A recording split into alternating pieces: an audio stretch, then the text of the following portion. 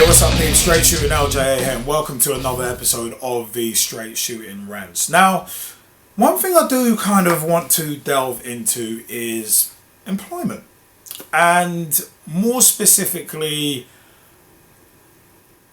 employers versus employees. That's kind of where I want to go on this. Now, there was a article that I actually read on, I think it was employmentlawwatch.com, about covert recordings being on the rise. And it was a very interesting article. I'll try and put a link in the description below actually for it. But it's a very interesting article purely on the basis that it was discussing about employees making covert recordings, so like recordings on their phones or whatever, of meetings at work, which, without revealing too much, it's one of them ones where I'm actually in favour of, for a number of different reasons. Now, some would say it's a little unscrupulous to be recording meetings and that kind of thing, but for me it depends on application. It's about how you're going to use the information within, and if you're doing it in lieu of taking notes, or there's a lot of people in that meeting and you want to remember what exactly was said, for your, not necessarily for your own personal gain, but for your own personal records, then okay, that's fine. But if you're doing it to entrap someone, then yes, that's where it gets kind of sketchy, for lack of a better term. But I would be one of them ones where if someone wanted to make covert recordings at a workplace, I would always look at why someone would feel the need to do that. And most of the time it comes down to trust. And I'm going to come back into that a bit later. But most of the time it will come down to trust. The only reason that you would, in theory, make covert recordings, two reasons. I said previous one about wanting just to remember what was said. If your short-term memory is not good, remembering what was said in the meeting just for your own records, so you can either transcribe it later and go over it, and if you have another meeting you can come back and readdress those points. That's thoroughly above board. But there is the other more sinister side of it, where some employees may not trust their employers. Now, if you're, say, for instance, in an employment tribunal or disciplinary process where you feel that there's a conflict of interest, or you just out and out don't get the feeling that you're going to be treated fairly, then making covert recordings can be somewhat of a saving grace, as long as whoever you're presenting them to, so if it's a judge or anything like that, so long as they're admissible. And permission then comes into it. Because on a general basis, to record someone, whether it be audio or video, and to be able to use that, you have to get their permission. Now, I've heard in the States before that in certain states in the United States of America that there are loopholes where if you think a crime's going to be committed, then you can record someone without their permission, because obviously the implications of a potential crime being committed. But on a general basis, you do have to sign releases or at least get verbal agreement, which is kind of a dangerous one because it can be reneged on, because the person can say, well, I never agreed to that. And it can end up a he said, she said, and you can end up not getting treated fairly because of that. But it's one of them where I see it as, if the employee-employer trust has been broken, then that would be, for me, the major reason as to why people would go into meetings and record what they're being told, what they're hearing, especially if a certain manager or managers who are sitting in on meetings or whatever, or note takers, either don't do their job properly, or they're misrepresenting something, or there's a lack of context.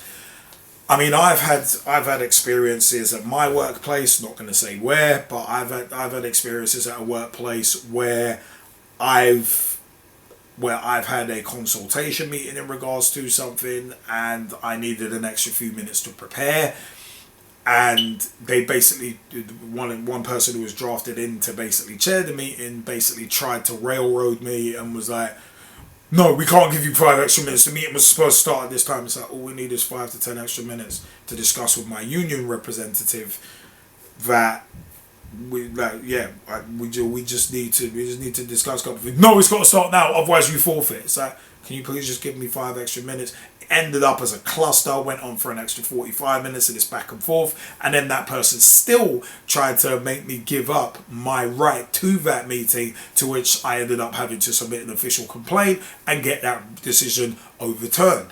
I've also had another disciplinary issue where, again, without giving away too much, where I had to get the decision overturned because the manager, who was one of the managers of my department in that company, made a decision, and he said that, oh, it was based on common sense. We can't take each case as it comes, but we take each case as it comes. So, okay, mixed message right there. And then it was one of them where I felt the decision was unfair. It was in regards to attendance. It was unfair, so I appealed to the store manager, and at that time, and it got overturned because the store manager was like, yeah, he hasn't really used common sense here. I believe that decision was harsh based on your based on how good a worker you are, and among other reasons. So if you have that much distrust in your employer, and I've been through certain appeal processes in regards to kind of changing hours and stuff like that, and some of the stuff I've been told, if I didn't record it or if I didn't note it down, I wouldn't have believed that was said. It would have been like, tell me that was not just said to me, because that's just a complete lack of sensitivity, especially to someone with a family with young children. So it's one of them where I can understand why employees would feel the need, if their trust has been betrayed, they would feel the need to be like, you know what, I don't trust my employer, I need a safety net. And there are many, many examples, especially during this COVID-19 pandemic, where companies are trying to downsize. They're trying to sting anybody on anything. I've seen at my workplace, where I'm working now, where people have been stung for very, very minor reasons. That's about all I can say about it without revealing where I work and that kind of thing.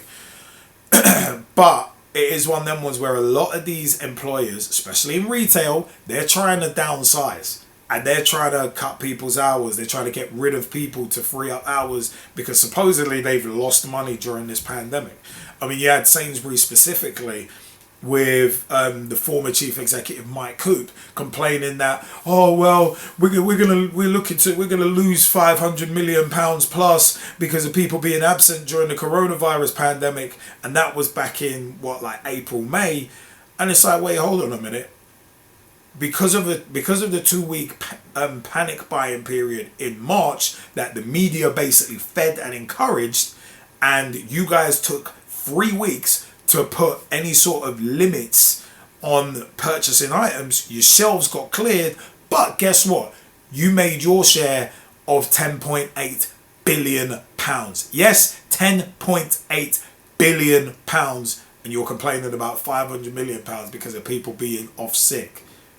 Yeah, that's the kind of distrust and callous attitude that makes employees think, you know what, I need to cover my back, because that company is going to try and get that 500 million back somehow. And remember, Sainsbury's wasted, because of Mike Coop, over 45 million pounds trying to get that merger forced through between them and Asda. And recently Asda had been bought up by, I think, was it the Issa brothers from Walmart, which is hilarious for a number of reasons. So it's one of them where if employees have that much distrust in a company, then of course people are going to try and cover their own backs. Now, switching it to the other side, as the employers, some employers like office workers and that kind of thing, there are employers who do have to an extent, a justifiable distrust of their employees. Now, during the pandemic for 3 months and the furlough scheme and that kind of thing, a lot of people were working from home. And a lot of people took that as an opportunity to skive. A lot of people did. Let's not get it twisted here. There were still people a majority of people were working it in the right way and were like, no, you know what? I'm working from home. I can actually get a bit more done because I don't have to commute for 2 hours each way. I can get more done. But there are certain employers who really have a distrust of their staff. Sometimes justified, but a lot of times it's overzealous management that have caused it. Now, as I said, there are certain people who have unfairly been put in a position where it's like, all right, you got to work from home, but we don't trust you. And then you get stuff like covert tracking software in computers, which is nothing new.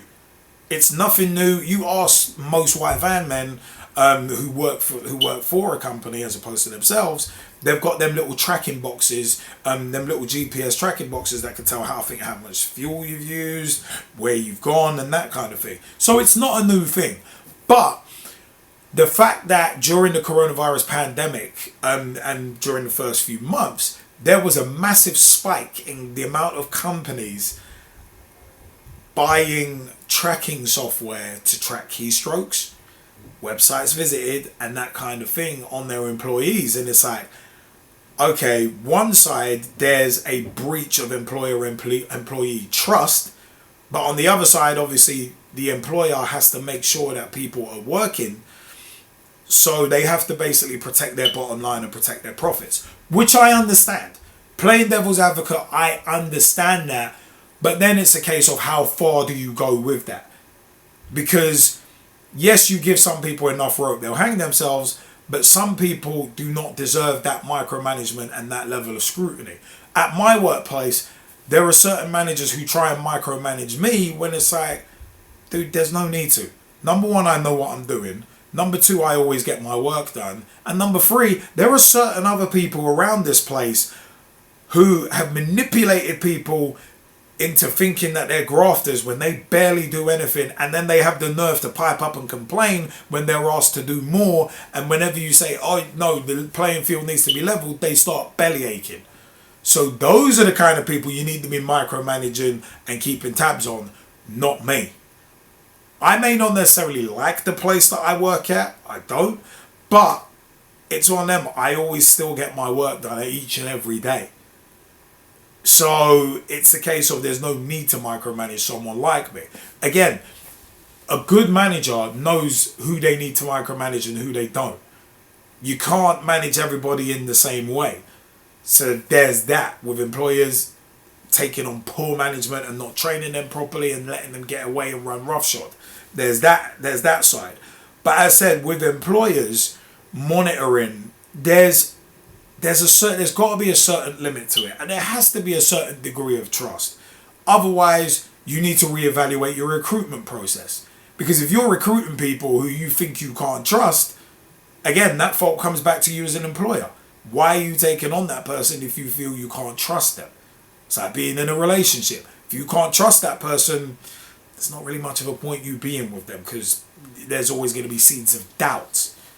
So yeah, I just found it very interesting that covert recordings are on the rise, but also employers employing stuff like keystroke tracing and tracing the websites people are going onto and tracking and all that has been on the rise as well. I find it very interesting because, as I said, it's employers and employees not trusting each other. And during this time where employers, as I said, are trying to downsize and are trying to sting anybody for anything, I said, even in retail, it's on them where it's like, can you blame employees for not trusting their employers? And also, some people taking advantage of working at home and basically skiving. Can you blame the employers for not trusting their employees fully? So there's both sides to that coin.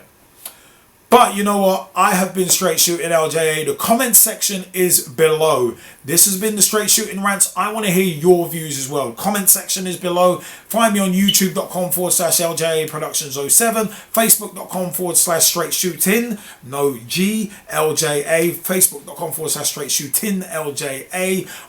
And also at SSLJA on Twitter, and Liam_LJA_Angel with 2 L's on Instagram as well. Let me know your views. Comment section is below. Hey, I've been Straight Shootin LJA. Should I do some covert recording?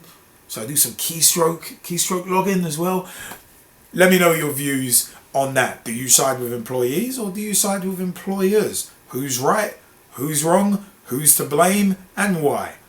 Let me know down below in the comment section. I've been Straight Shootin LJA. I'm signing off. See you later, peeps. Thanks for your time.